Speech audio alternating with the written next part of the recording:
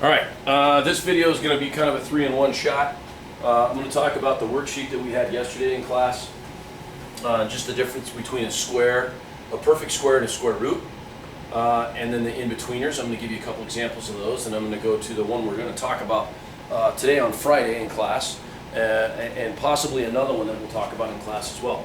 It says find the perfect square for a given value. The idea behind a perfect square is the fact that you're taking a number and you're multiplying it by itself.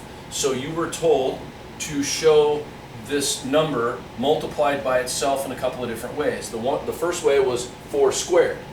I'm taking 4 and I'm going to square it, which is equivalent to 4 times 4, which is equivalent to 16. That is the work I want you to show. I want you to show the two different forms as to the way it can be written. And I'll randomly pick another one. I picked B during class, but I'll pick 12. All right, so here, which is H, we're going to show 12 squared, all right, because it's a perfect square. We're squaring 12, and that's equivalent to 12 times 12, which is equal to 144. If you just sit there and you say G8 and the square of that is 64, I'm going to mark it wrong. I'm not going to give you credit for it. All right, so please show your work. You need to show that for all of them. Now it says determine the root of each perfect square. Well, now we've got to move backwards. Now it took the number and it squared it. So what I have to do is I have to show that I'm square rooting this number. When you take the square root of a number, you show that you're taking the square root of a number, right? Most everybody knows that the square root symbol looks like this, all right? Mine's not quite like that. It should have the little arrow out there. All right, and I'm kind of pressed for space. Maybe we'll draw this a little bit better here. All right, there we go. The square root of 49. So I'm going to take the square root of that. How do I take the square root of a number? Well, I take the square root of a number by factoring. So the square root of 49 is equivalent to the square root of, and it's got to be two of the same factors. So 7 times 7, and yes, this is the work you need to show. And anytime I see two of the same number, I may remove one of them. So there's your work, there's your progression. Show that you're taking the square root, show that it's a product of the same two of the same factors, and then write your answer. And so which one do we want to do again? I'll do the hardest one because everybody didn't quite get I. Well, we're going to take the square root of that, and you rewrite it as the square root of 169, which is equivalent to what? Think about what the square root of 169 is. It's the same number times itself.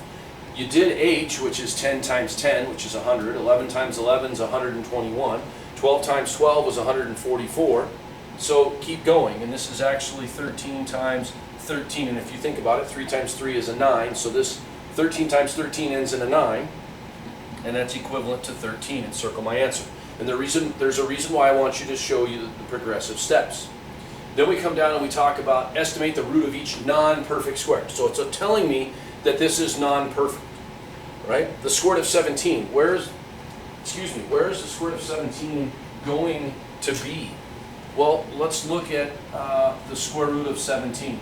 I want to go with the number that's lower than 17 that's a perfect square. So if I go lower, the square root of 16, is that a perfect square? Oh, yes, it is.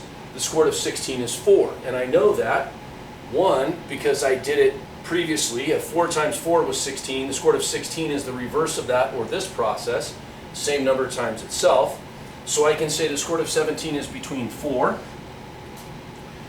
and keep going. 17, 18, 19, 20. I got to go all the way up to the square root of 25, which is 5.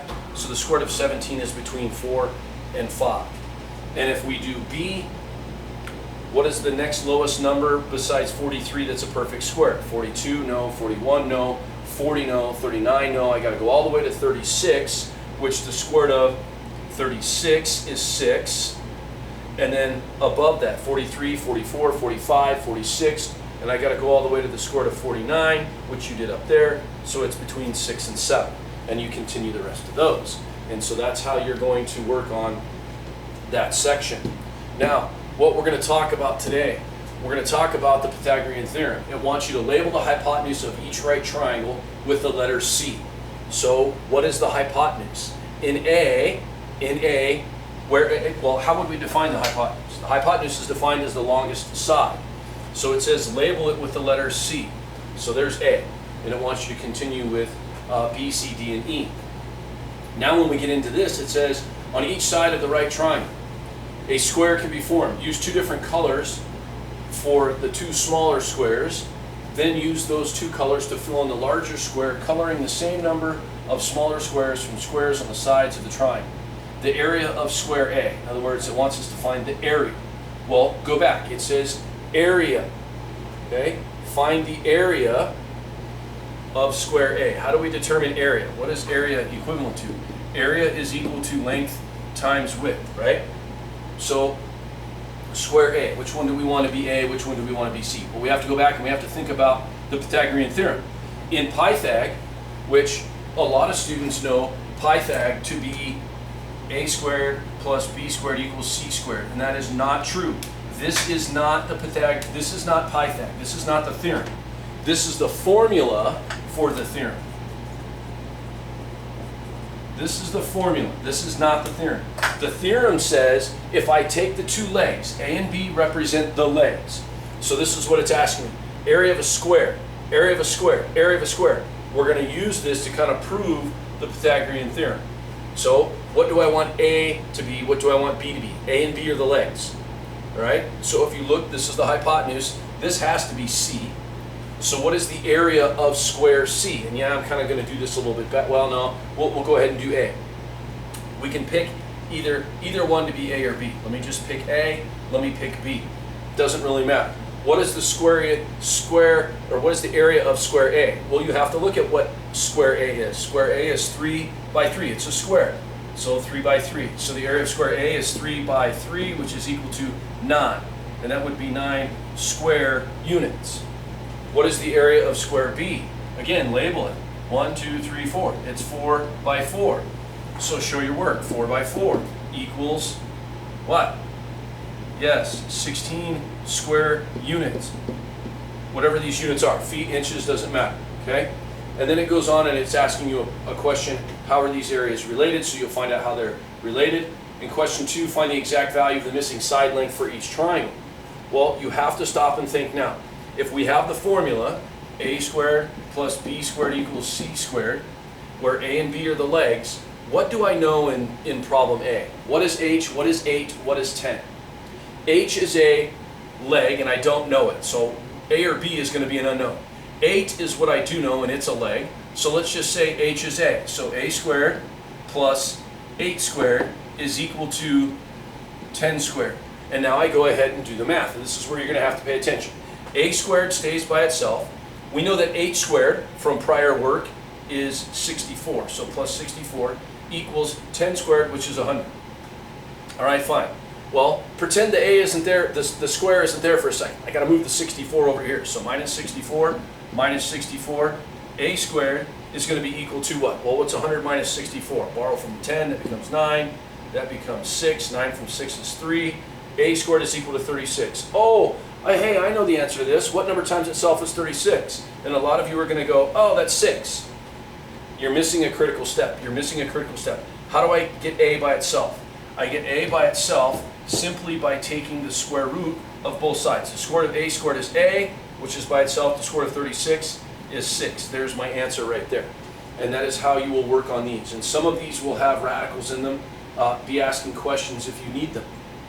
All right?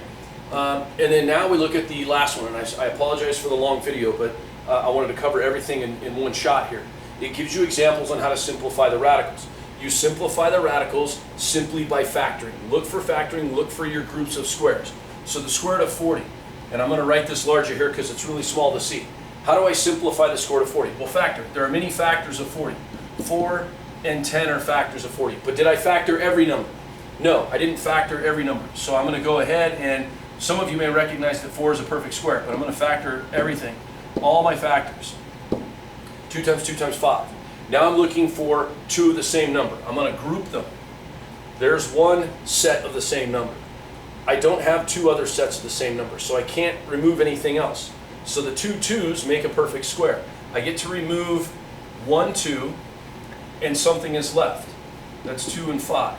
Well, what do I do if I take out? If there's multiple numbers that I take out, I multiply those. If there's multiple numbers left in, I leave those in and I multiply those as well. So nothing to multiply on the outside. My little sideways smiley face is therefore, and I simply go ahead and multiply what's left in. So the square root of 40, reduces to 2 radical 10, and you will see how they do that. All right, there's a couple examples there. So go ahead and work on the rest of this. I'm pretty positive I'll pass out the worksheet. There's 12 problems here, and I think I'll probably have you pick 8 of them. All right, that would be a safe bet. I think if we do 8, and challenge yourself with 1 in the bottom row. So pick 8 and at least 1 from each row. All right, ask questions if you need to. Okay, you can get this.